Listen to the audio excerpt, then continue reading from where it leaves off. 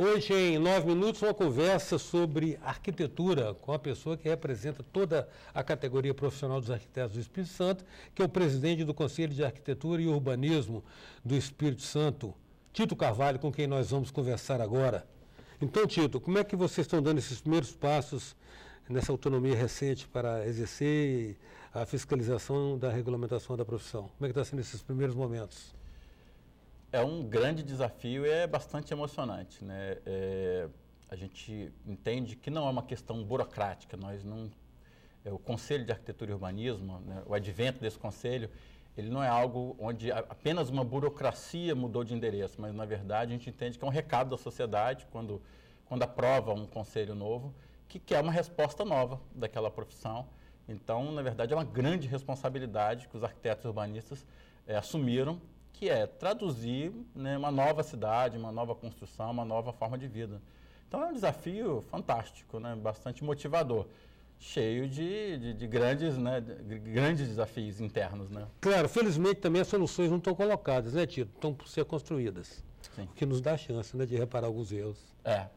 Na verdade, se a gente for olhar apenas pela questão pontual hoje, fica um olhar muito pequeno. Na verdade, a gente tem que entender que é uma construção histórica. O Brasil vem mudando, né, ao longo da sua história e principalmente na sua história recente. Então, aquilo que eu cresci ouvindo o Brasil como o país do futuro, né, uma democracia estável como um ideal possível. E hoje a gente vê isso acontecendo. O Brasil é o país do presente, né, as instituições estão aí mais do que consolidadas. Nós acabamos de ver uma eleição acontecer, mais um exemplo bonito de cidadania.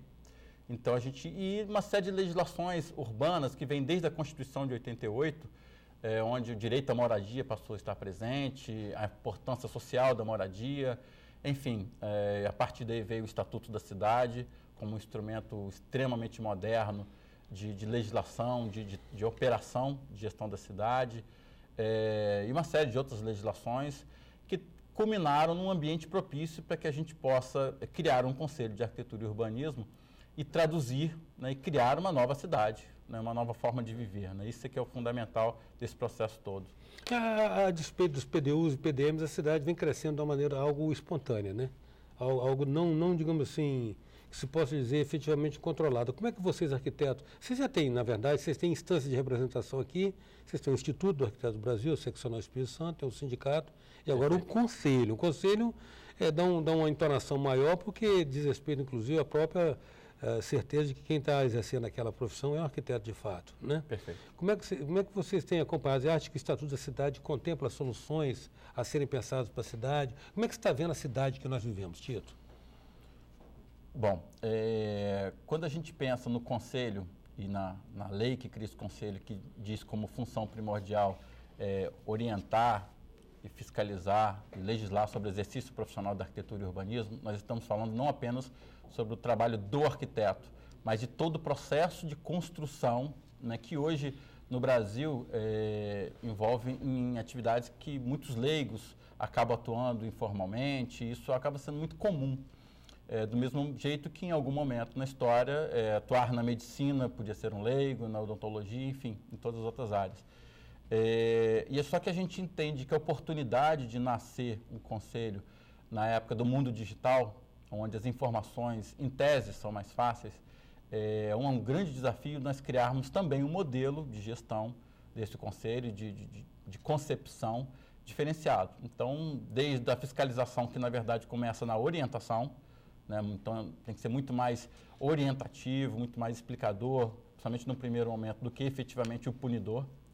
E segundo, né, a gente conseguir trabalhar bem a questão das informações. Hoje os instrumentos de troca de informação entre os diversos órgãos são fantásticos.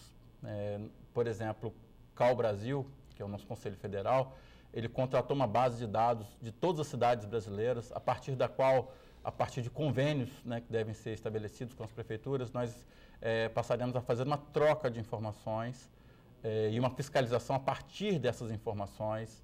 Ou seja, a questão não é a punição, a questão é a prevenção, a construção de um olhar de para onde a cidade vai, exatamente para evitar essa construção espontânea, sem planejamento. Acho que o grande ganho que a gente precisa conquistar agora é a visão do planejamento.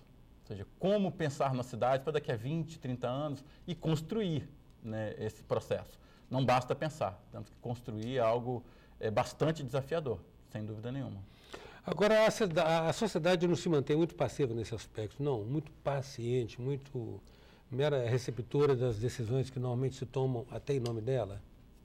Não falta uma, digamos assim, uma explicitação de uma expectativa, o que é que nós queremos, ou pelo menos o que é que nós não queremos. É verdade. E só que eu entendo que mais uma vez, é um processo. Eu tenho um filho de 13 anos de idade e se você mostrar qualquer carro para ele, ele vai saber modelo, quanto que custa, onde foi fabricado, para que serve, se é o melhor ou não tão bom, né, dentro da sua categoria, enfim. Isso é algo comum para o brasileiro, ou seja, conhece o carro com uma intimidade absurda, desde a infância. E, infelizmente, quando a gente fala em construir as cidades, construir as nossas casas, o viver, não existe um entendimento muito claro do que é viver bem, o que é ter qualidade de vida. Então, nós precisamos entender primeiro o que é isso, o que a sociedade quer e depois tentar traduzir. Talvez por isso até hoje a gente não tenha conseguido traduzir bem o que a sociedade quer, talvez ela não sabe exatamente ainda. Então precisamos construir esse conhecimento, sem dúvida nenhuma. Em 9 minutos nós estamos conversando com o presidente do Conselho de Arquitetura e Urbanismo do Espírito Santo, Tito Carvalho. Voltamos já.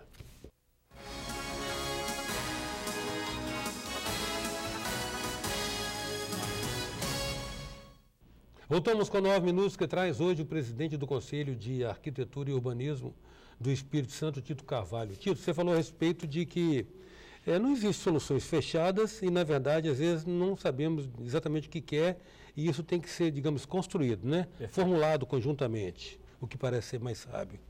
Agora, algumas coisas dá para se perceber, digamos assim, se não pelo bom senso, pelo menos pelo senso comum, aquilo que nos parece óbvio, embora às vezes existe uma coisa chamada fenomenologia que mostra o quanto que a aparência também pode enganar. O que está por trás daquilo que você nos apresenta?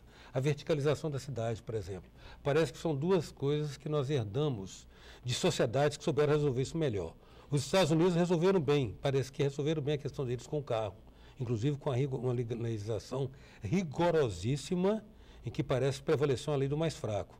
Um motorista tem pavor de pensar que pode molestar um pedestre lá, o peso dos encargos que ele vai ter que assumir. Outra coisa foi a verticalização, né? Nós herdamos o conceito do arranha-céu. Embora um país com toda essa extensão, a gente sabe hoje que a construção civil adora construir por causa das externalidades, né? Os serviços urbanos já estão todos ali. Mas essa verticalidade da cidade não está estabelecendo um modo de vida que vai contra a qualidade de vida, não?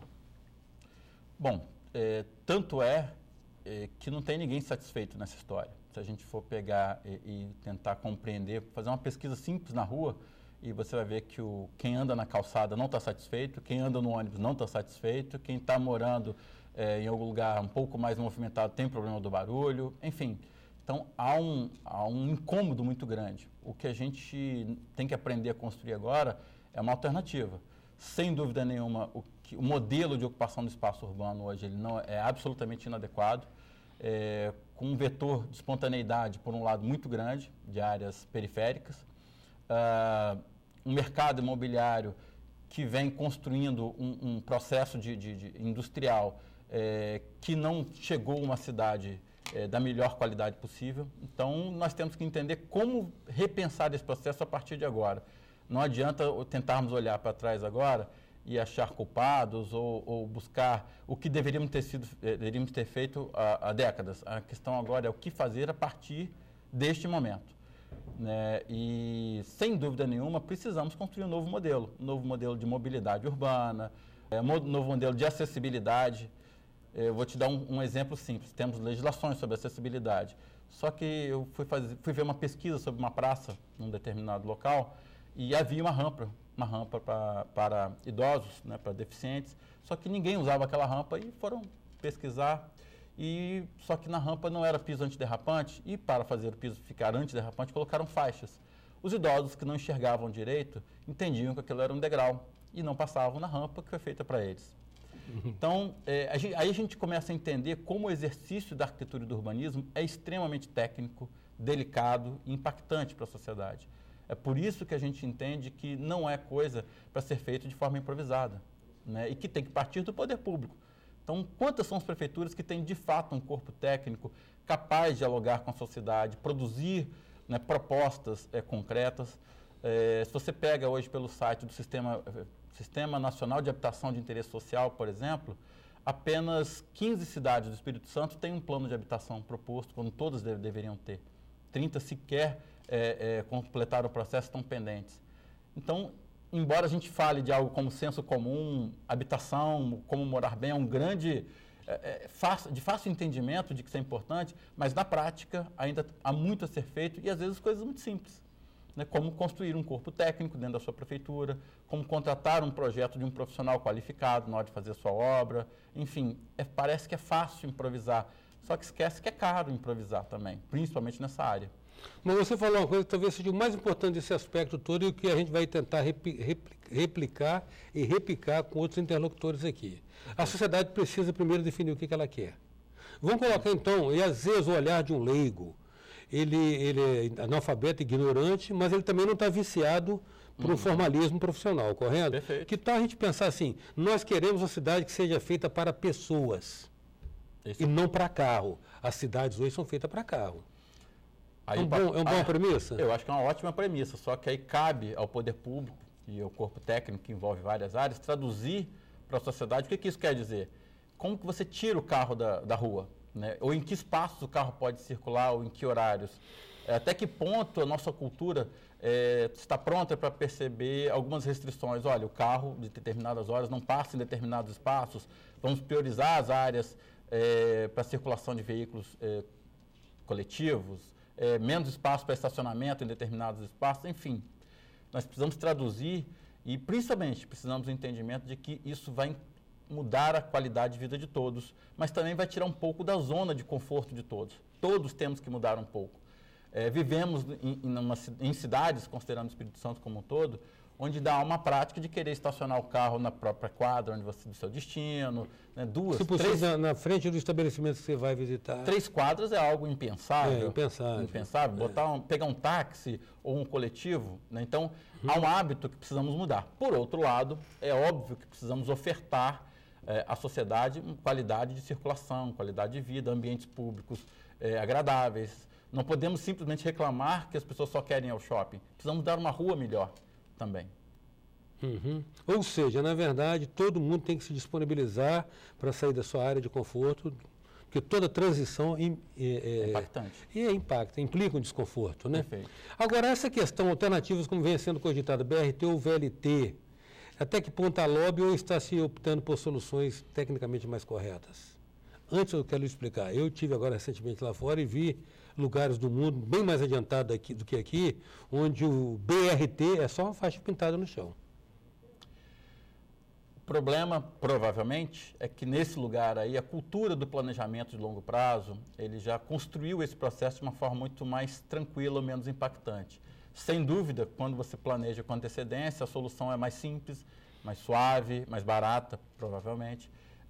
Então, independente da solução específica que a Grande Vitória terá de adotar, o fundamental é que ela reflita uma expectativa de todos os entes. Temos uma região com 7 cidades, mais um governo do estado, ou seja, isso é um acordo que envolve todo mundo e transborda para os seus planos de transporte, ou seja, até que ponto essa solução é de fato integrada e negociada com todos esses ambientes. Se isso está acontecendo de forma transparente e negociada, a solução que foi encontrada, eu tenho certeza que vai ser melhor. E aí o custo final financeiro talvez seja o menos importante, mas o mais importante é a cultura, do que se vai construir.